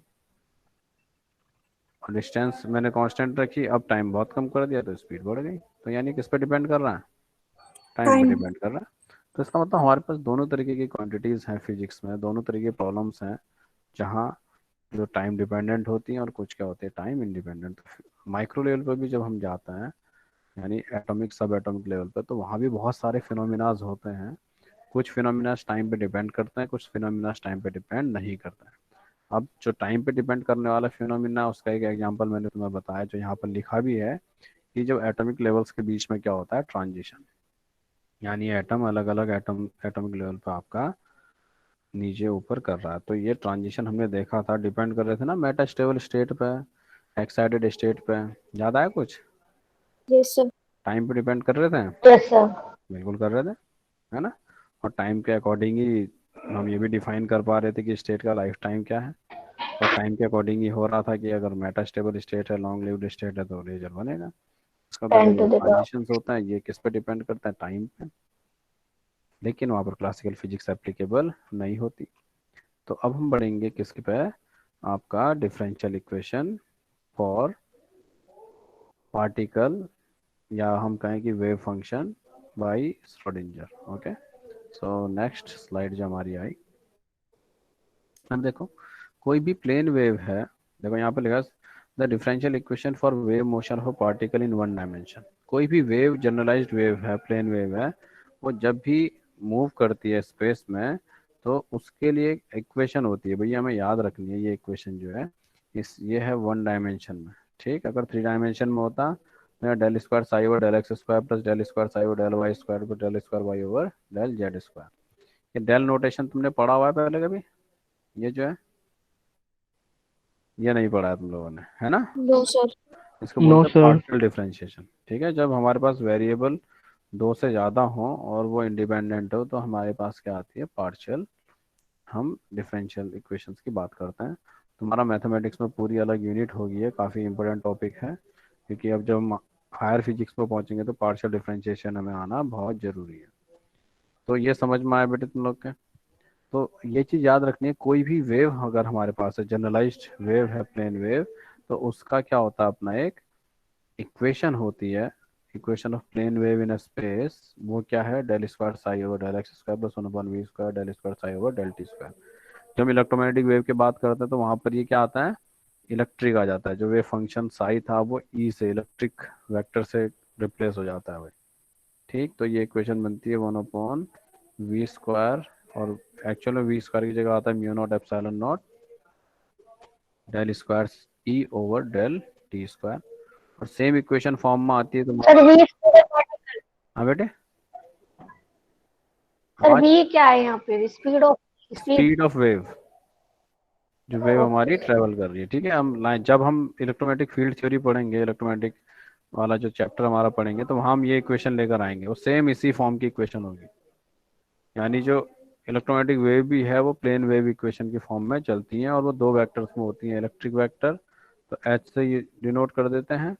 यानी फॉर्म सेम रहती है, केवल हमारा फंक्शन चेंज होता है, म्यू नॉट एप्सिलॉन नॉट। देखो फॉर्म सेम है, del square h over del t square, केवल यहाँ पर, यहाँ साई था तो इधर क्या आ गया ई, और इस वाले में क्या आ गया एच, लेकिन तीनों ये सेम इक्वेशन को फॉलो कर रही है। तो यानी सेम वेव इक्वेशन को, मतलब ये क्या बता रही है, प्लेन वेव इक्वेशन। यानी ये सेम तरीके की वेव क्रिएट करेंगे, यानी मैटर वेव भी इसी फॉर्म में होगी, आपकी इलेक्ट्रोमैग्नेटिक वेव भी इसी फॉर्म में होगी। तो ये जनरलाइज्ड इक्वेशन है, यानी इस इक्वेशन को मैं मैटर वेव के लिए भी यूज कर सकता हूँ, इसे इलेक्ट्रिक फील्ड के लिए भी यूज कर सकता हूँ, इसे मैग्नेटिक फील्ड के लिए भी यूज कर सकता हूँ। ये समझ में आया? इसके बाद the general solution of yes sir. Equation 1। अब ये इक्वेशन का जनरल सॉल्यूशन वो इस इक्वेशन से देता है। तुम लोगों ने ये भी नहीं पढ़ा हुआ, general solutions of differential equations पढ़ा है? नहीं पढ़ा ना अभी तक? No sir. Yes. No, sir. ये तुम्हारा मैथमेटिक्स में आएगा बेटा। ठीक है, वहां तुम पढ़ोगे, अलग से चैप्टर है पूरा का पूरा, जनरल यानी सॉल्यूशंस ऑफ डिफरेंशियल इक्वेशंस, है ना? ये सेकंड ऑर्डर की डिफरेंशियल इक्वेशन है, तो इसका जो सॉल्यूशन आता है अभी तुम्हें डायरेक्ट याद रखना है, क्योंकि इसलिए देखो, इसलिए मैथमेटिक्स बहुत जरूरी है। मैथमेटिक्स अगर नहीं होगी तो ये चीज़ें हमारे सब अननोन होती चले जाएंगी, हमें याद करनी पड़ेगी। लेकिन कब तक याद करेंगे भाई, इसलिए हमें मैथमेटिक्स की रिक्वायरमेंट होती है और वो आनी जरूरी है। तो तुम्हारा जब ये मैथमेटिक्स वाला चैप्टर आएगा तो तुम्हें तुम्हें तब ये चीज़ बहुत आसान लगेगी। फिलहाल अभी ये इतनी आसान नहीं है, क्योंकि अपने आप में बहुत बड़ा टॉपिक है भाई, पूरी बुक होती है पार्ट्स डिफरेंशियल और इंटीग्रल कैलकुलस की। तो इस इक्वेशन का जो जनरल सॉल्यूशन है, क्योंकि साई यहाँ पर किसका फंक्शन है, स्पेस और टाइम का, तो psi x t equal to क्या हो गया, A e to the power minus i omega t minus x over v. समझ में आया बच्चों? फिलहाल तुम्हें याद रखना है, इस वेव का जो जनरल सॉल्यूशन है वो इस फॉर्म में आता है। ठीक, where omega equals to 2 pi nu angular frequency, v equals to nu lambda. और एक चीज मैंने तुम्हें बोला था, हमेशा वी और न्यू दोनों को अलग अलग तरीके से रिप्रेजेंट करोगे। वी अगर कॉपी में लिख रहे हो इस तरीके से होगा, घुमा दोगे इसकी एक आर्म को, और न्यू में इस आर्म को फोल्ड कर दोगे। फिलहाल जब हम टाइपिंग में है, वर्ड में है, तो हमें थोड़ा अलग तरीके से है, वी और न्यू दोनों में डिफरेंस दिख रहा है, v equals to nu lambda. यहाँ वी ऐसे दिख रहा है और न्यू इस तरीके से, यानी वी में स्ट्रेट लाइन दिख रही है और न्यू में आपका ये बैंड हो रही है। तो यहाँ पर देखो, इस जनरल वेव इक्वेशन जो है इसका सॉल्यूशन ये आता है, psi x t equals to A e to the power minus i omega bracket के अंदर t minus x upon v. ठीक हो गया? और यहाँ पर जो हमारे पास ओमेगा की वैल्यू है ये कितनी है, 2 पाई न्यू, और v इक्वल्स टू कितना है, न्यू लैम्डा। अब ये इन वैल्यूज का रिप्लेसमेंट मैंने कहाँ करा, इस इक्वेशन में। तो देखो ओमेगा की जगह क्या रख दिया मैंने, 2 पाई न्यू। यहाँ पर इसने नहीं रखा, हम देख के देखते हैं, इसने डायरेक्ट वैल्यू यूज कर ली है। तो A e to the power minus i, omega की जगह क्या रखा, 2 pi nu into t minus x upon v, और वी की जगह क्या रख दिया, न्यू लैम्डा। अब देखो न्यू से मैं जब अंदर मल्टीप्लाई करूंगा तो न्यू टी हो जाएगा, A e to the power minus i into 2 pi, और ब्रैकेट में क्या रहा, न्यू टी। दूसरी वाली टर्म में न्यू से न्यू क्या हो जाएगा, कैंसिल आउट, तो एक कितना बचेगा, माइनस एक्स अपॉन लैम्डा। यहाँ तक समझ में आया बच्चों तुम्हें? ठीक है। Yes sir. अब yes sir. Nu equals to, अब फिर देखो यहाँ तो कुछ अभी रिप्लेसमेंट चलेंगे, इस इक्वेशन तक बहुत रिप्लेसमेंट चलता है हमें। ठीक है, इक्वेशन नंबर 4। अब इसके बाद क्या करा हमने, न्यू इक्वल्स टू क्या रख दिया, E by h. Nu equals to क्या रख दिया, ई बाई एच, और लैम्डा इक्वल्स टू रख दिया h upon p. Lambda equals to क्या रख दिया, एच अपॉन पी। तो अब क्या बनी भाई इक्वेशन देखो, तो न्यू की जगह क्या रख दिया, it's 2 pi i e to the power 2 pi i. Nu की जगह क्या रख दिया, ई बाई एच, यानी ई टी बाई क्या हो गया, एच, माइनस लैम्डा की जगह क्या रखा, एच अपॉन पी। तो इसका मतलब ये क्या होगा, पी एक्स ओवर एच, यही बना होगा ना बेटा, है ना। लैम्डा की जगह क्या रखा होगा, एक्स अपॉन मतलब एच अपॉन पी, तो पी ऊपर चला गया, ये बना पी अपॉन एच, और इसमें न्यू की जगह ई बाई एच रखा था। कुछ कॉमन आ रहा है इनमें? H sir. क्या H. कॉमन आया, 1/h। H। 1 one upon upon H. H देखो 1 यहाँ upon पर Yes. कॉमन आके बाहर मिल गया हमें, दिख रहा है। तो क्या बना, A e to the power minus 2 pi i over h, और ये बना E t minus p x. एक चीज बच्चों ध्यान रखना, बाई चांस तुम लोग अगर ये बीच के स्टेप भूल जाओ, तो तुम्हें जनरल सॉल्यूशन तो पता था, लेकिन ये रिप्लेसमेंट और ये रिप्लेसमेंट बहुत कंफ्यूज होता है बच्चा इसमें, ठीक है, भूल जाता है कई बार। अच्छे नंबर फुल नंबर लाना है तो ये करना पड़ेगा, बाई चांस अगर भूल जाओ तो तुम डायरेक्ट ये वैल्यू याद रखना, यानी A e to the power minus 2 pi i over h, और ब्रैकेट में ई टी माइनस। तो इसका मतलब ये पर्टिकुलर टर्म मुझे याद रखनी, क्योंकि पूरा डेरिवेशन आगे का इसी पे बेस्ड है, यानी इक्वेशन नंबर 4। समझ में आया? Yes sir. पहले हमने एक जनरल सॉल्यूशन लिया, ये यस हमें सर। याद रखना है, फिर क्या क्या रिप्लेसमेंट है, ये जब प्रैक्टिस करोगे तभी कर पाओगे। ठीक है, ये रिप्लेसमेंट हमें रखना है। फिर यहाँ पर हमने थोड़ी बहुत टर्म्स को रीएडजस्ट करा, और फाइनल हमें इस फॉर्म में एक्सप्रेशन को लेकर आना है। कहीं बाई चांस तुम्हें टाइम ना मिले, या तुम कंफ्यूज हो जाओ क्या चीज़ थी, भूल गए, कोई नहीं, अगर ये स्टेप छूट गए इसको जरूर लिखोगे। लेकिन जिसे फुल मार्क्स के लिए काम करना है ना, अच्छे नंबर लाना है, क्योंकि एक या दो नंबर टीचर हो सकता है कार्ड में, जैसे 10 10 आउट ऑफ 10 का करके आना है, तो उसे ये पूरा करना पड़ेगा। समझ में आया? ये तभी याद रखना है, तभी लिखना है डायरेक्ट, जब ये वाले स्टेप्स तुमसे नहीं हो रहे। ठीक है, ये वाले स्टेप्स क्या रिप्लेसमेंट करना था क्या, अगर तुम्हें आता है तो फिर इस सीक्वेंस को फॉलो करोगे। आसान है, टफ नहीं है, एक दो बार प्रैक्टिस करनी पड़ती है, हो जाता है। यहाँ तक समझ में आया? अब इक्वेशन नंबर 4 मुझे आ यस। गई। अब हम जा रहे हैं नेक्स्ट स्लाइड।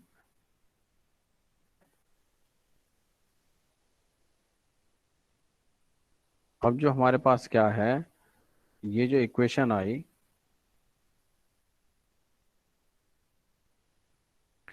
इस इक्वेशन को अब मैंने क्या करा देखो, अब जो ये हमारे पास इक्वेशन थी, मैं लिख रहा हूँ दोबारा से, a s i equals to A e to the power minus 2 pi i over h into e t minus p x. इसको हम दो बार क्या करते हैं, एक्स के रिस्पेक्ट में डिफ्रेंशिएट करते हैं, ठीक है, और टू फिर 1 टाइम करते हैं टी के रिस्पेक्ट में। ऐसा क्यों करते हैं देखो, अगर हम, मैं तुम्हें बता रहा हूँ, पहले पहले ही बता दे रहा हूँ, हमारे पास जो एनर्जी है, टोटल एनर्जी किसी भी पार्टिकल की, वो क्या होती है, potential energy plus kinetic energy, यही होता है ना। अब Yes, sir. Yes, E sir. Equals to kinetic energy को Yes, क्या sir. लिखते हैं हम, potential energy V is a function of space plus kinetic energy P square by 2m, ये लिखते हैं ना, ठीक है। ये समझ में आया, आ रही मेरी आवाज। Yes, sir. अब देखो Yes, sir. ये जो इक्वेशन है हमारी, इक्वेशन 4 जो अभी गई, हम एक बार पीछे जाते हैं। इक्वेशन 4 में देखो क्या है, psi x t equals to A e to the power minus 2 pi i e t minus p x. अब जब हमने टोटल एनर्जी की टर्म देखी, इसके लिए हमें ई यहाँ पर है, मिल सकता है। दूसरा पी स्क्वायर, ये भी हमें मिल सकता है क्योंकि पी भी इधर अवेलेबल है। तो ई कब मिलेगा, जब मैं इसका सिंगल डिफरेंशियल करूंगा। और पी स्क्वायर कब मिलेगा, जब इस इक्वेशन का मैं डबल डिफरेंशियल करूंगा। तो ई लाने के लिए मुझे टी के रिस्पेक्ट में करना पड़ेगा, और पी स्क्वायर लाने के लिए मुझे किसके रिस्पेक्ट में करना पड़ेगा, एक्स के रिस्पेक्ट में। ये समझ में आया।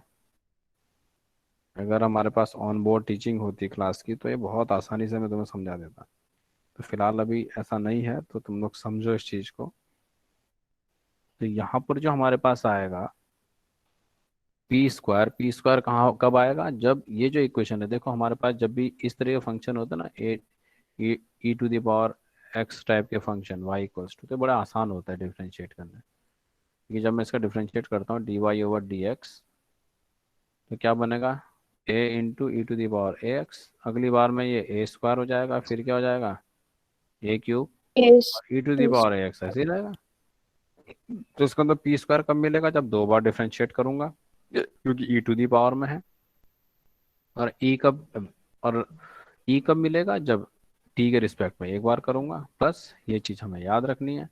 चल रहे हैं अब हम अगली इक्वेशन पे। ये देखो, अब जब मैंने इस फंक्शन को, एक्चुअल में इधर होना चाहिए था, इधर नहीं है, दोबारा से मुझे लिखना पड़ेगा, psi equals to A e to the power minus 2 pi i over h bracket में E t minus p x. और जब मैं इसका सिंगल डिफरेंशियल करूं d psi over d x, क्या बनेगा बच्चों, इसमें ए तो कांस्टेंट है, एज इट इज रहेगा। E to the power minus e to the वाली पूरी टर्म ऐसी ही आती है, अभी देखा था मैंने, तुम्हें बताया था। और किसके रिस्पेक्ट में हो रहा है, एक्स के। तो यानी अब एक्स के रिस्पेक्ट वाली जो टर्म है उसका डिफरेंशियल होगा ब्रैकेट में। तो एक्स के साथ क्या है हमारे पास, 2 P. पाई P. अपॉन एच, और पी अंदर जाएगा नहीं, 2 pi upon H, Yes, sir. ये भी तो होगा ना मल्टीप्लाई में, क्योंकि ये तो कॉमन लिया हुआ है। तो इसका मतलब पी के जो एक्स के साथ टर्म है वो क्या है, 2 pi i p over h. आया समझ में,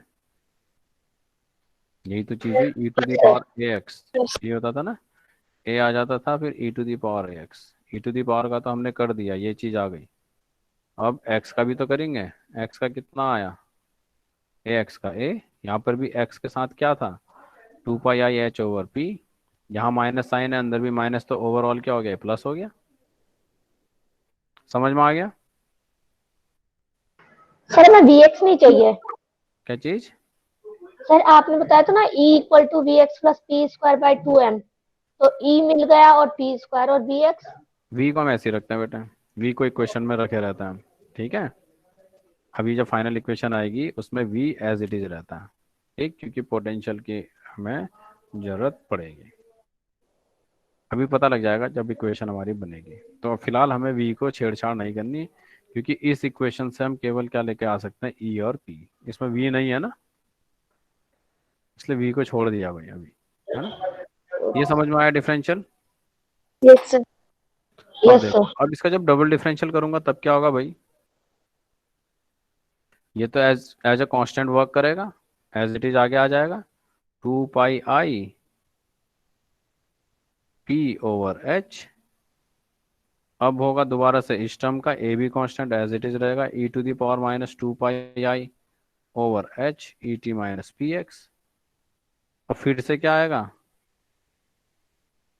ये आ जाएगा 2 पाई i p/h, दोबारा होगा क्योंकि डबल डिफरेंशियल जब मैं कर रहा हूँ, del square psi over del x square, यानी अब इसका क्या हो जाएगा, स्क्वायर। समझ में आया?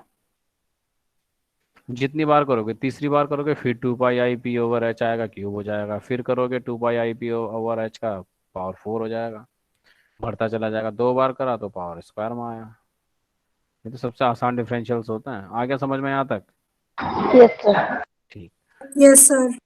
तो यानी इसके बाद, और इस पूरे टर्म को क्या लिख सकता हूँ मैं, ये तो साई है ना अपने आप में, a⁻2 pi i e t - 3x तो साई है, तो यानी ये क्या हो जाएगा, t Yes, sir. Square psi over del x square equals to 4 pi square i² p square over h square.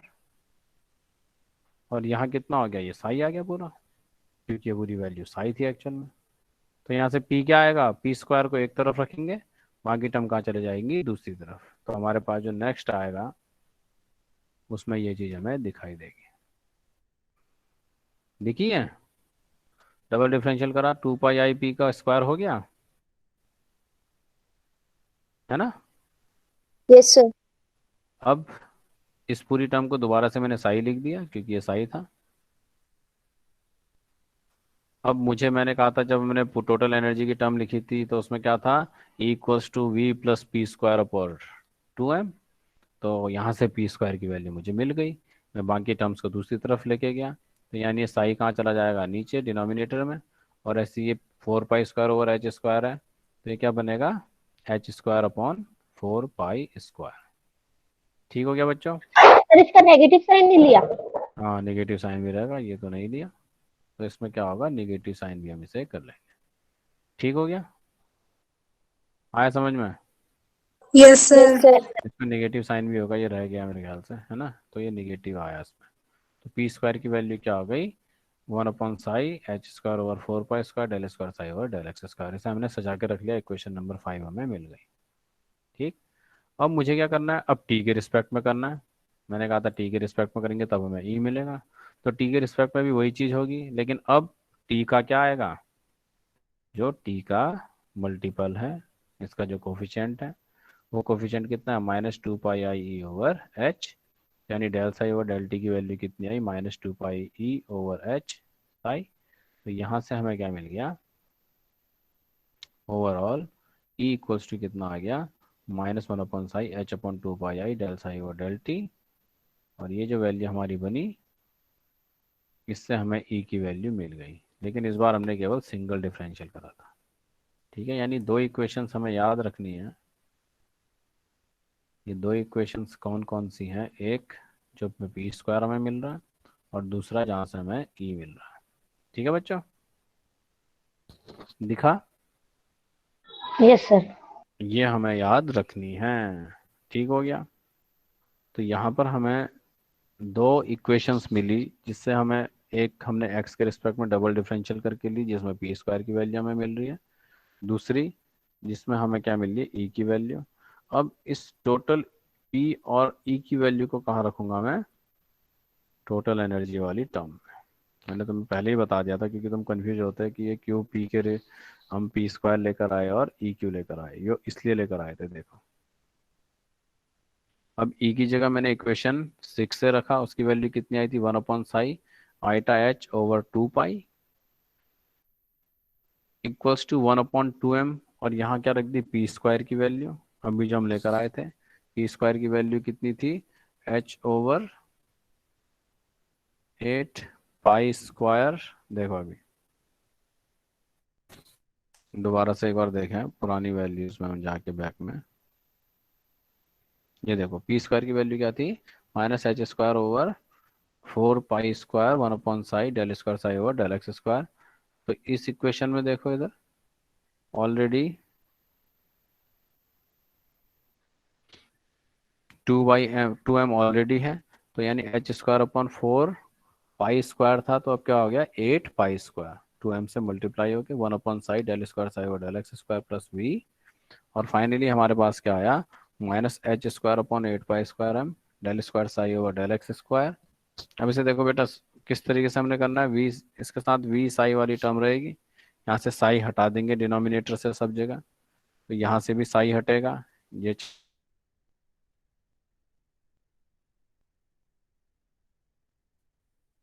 तो ये बना -h² / 8 pi m del square psi over del x square plus v psi equals to this much i/h/2 pi del psi over del t।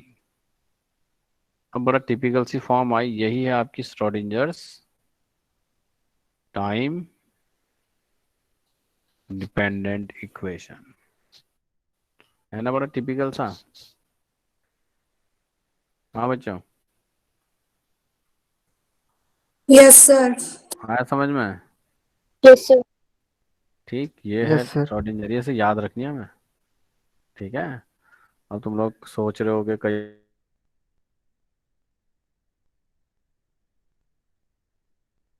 Equation है, और एक और replacement करते हैं क्योंकि बहुत सारी टर्म्स हमें दिखाई दे रही हैं।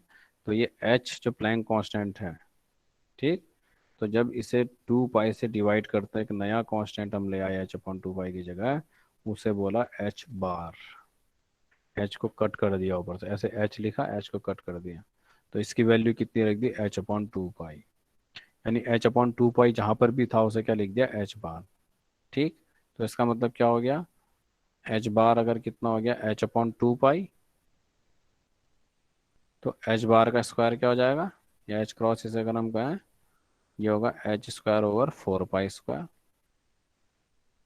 यही काम हमने करा, देखो इधर h/2 पाई था, h कर दिया तो क्या बन गया, i/h क्रॉस, और यहाँ पर h² कितना था, 8 पाई², तो h²/4 पाई² को मैंने लिख दिया h क्रॉस स्क्वायर। यहाँ एक 2 बचा और क्या बचा, m, तो इक्वेशन मेरी बड़ी आसानी से हो गई। h क्रॉस स्क्वायर/2m del square psi over del x square plus v psi equals to i/h cross del psi over del t। So this is the required equation, we have to remember this equation, क्योंकि ये equation अगर मुझे याद है तभी मैं आगे जाके श्रोडिंजर्स टाइम इंडिपेंडेंट इक्वेशन कर पाऊंगा। ठीक है बच्चों, यस किसी सर। का कोई क्वेश्चन है तो मेरे से पूछो। कोई क्वेश्चन? देखो ये सारा का सारा डेरिवेशन है, मैथमेटिक्स है, तुम्हें करनी पड़ेगी। कैसे इक्वेशन आई है, क्या कैलकुलेशन हुआ है, ये मैं तुम्हें बता सकता हूँ दोबारा, लेकिन कॉपी में तुम जब तक खुद से नहीं करोगे ये इक्वेशन नहीं होगी। ठीक, तो ये हमारे पास नई चीज़ है जो तुम लोगों ने प्रीवियस क्लास में नहीं पढ़ी, इसलिए भी नहीं पढ़ी थी, एक तो एडवांस लेवल का टॉपिक है, दूसरा जो मैथमेटिक्स यूज हो रही है वो मैथमेटिक्स भी तुम अब जाके यहाँ पढ़ोगे। किसी का कोई डाउट बेटा यहाँ तक ये बताओ मुझे, क्या क्या की पॉइंट्स तुमने याद रखना है, मैं तुम्हें दोबारा से एक बार लेके जा रहा हूँ वापस।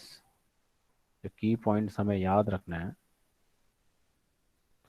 सबसे पहले तो ये जनरल वेव इक्वेशन हमें याद होनी चाहिए क्या है, उसके बाद इसका सॉल्यूशन क्या है, ये दो चीज़ें तो याद रखनी है। बीच के स्टेप प्रैक्टिस करोगे, लिख सकते हो, अगर बाई चांस ना कर पाओ फिर हमें डायरेक्ट ये सॉल्यूशन याद रखना है। फिर उसके बाद कई बार बच्चे कंफ्यूज हो जाते हैं कि भैया सिंगल डिफरेंशियल किसका था और डबल किसका था, तो मैंने तुम्हें बताया कि तुम टोटल एनर्जी का फॉर्मूला देख लो। ये क्या था, Vx + p² / 2m। यहाँ से हमें एक चीज़ पता लग गई कि इस इक्वेशन में E और P दोनों हैं। अगर p² है तो इसका मतलब ये x के रिस्पेक्ट में 2 बार डिफरेंशियल होगी, और E है तो ये किसके t के रिस्पेक्ट में सिंगल होगी। अगर ये E² होता बाई चांस में कहूँ कि इस तरह की इक्वेशन होती है, E² = p/2m, तब t के रिस्पेक्ट में डबल डिफरेंशियल होता और p के रिस्पेक्ट में सिंगल होता। तो हमें यहाँ से ये चीज़ पता लग गई कि हमें एक तो ये वैल्यू याद रखनी है, उसके बाद ये और कुछ रिप्लेसमेंट करके ये वैल्यू हमें याद रखनी है। बाई चांस ऊपर के स्टेप हम भूल जाएं, डायरेक्ट हम इसे भी यूज कर सकते हैं, लेकिन इस केस में हमें 1-2 नंबर का लॉस हो सकता है। अब इसके बाद हमने इसको डिफ्रेंशिएट करा, तो डिफ्रेंशिएट कैसे करोगे ये तुम्हारी कैपेबिलिटी और तुम्हारी मैथमेटिक्स और प्रैक्टिस के ऊपर डिपेंड करता है। तो हमें अल्टीमेट एम ये डिफ्रेंशिएट करके p² की वैल्यू लेकर आनी है और e की वैल्यू लेकर आनी है, और इन दोनों वैल्यूज को हमने क्या करना है,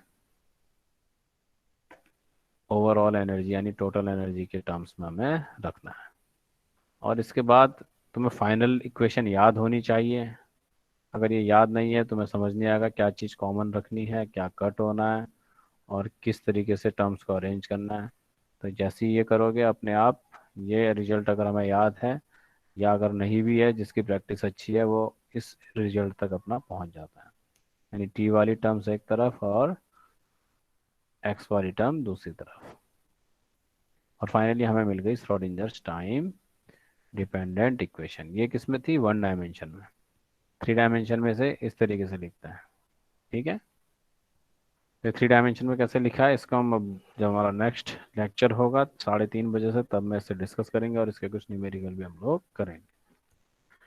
ठीक हो गया बच्चों? Yes sir. इम्पोर्टेंट इक्वेशन है, सबसे इम्पोर्टेंट टॉपिक है।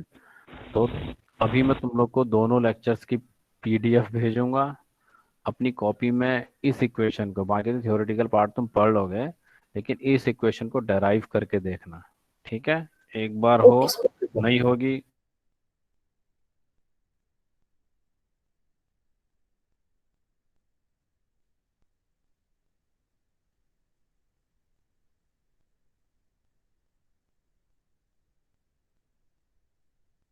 से सॉल्व करके लिखोगे ताकि तुम्हें कुछ समझ में आए।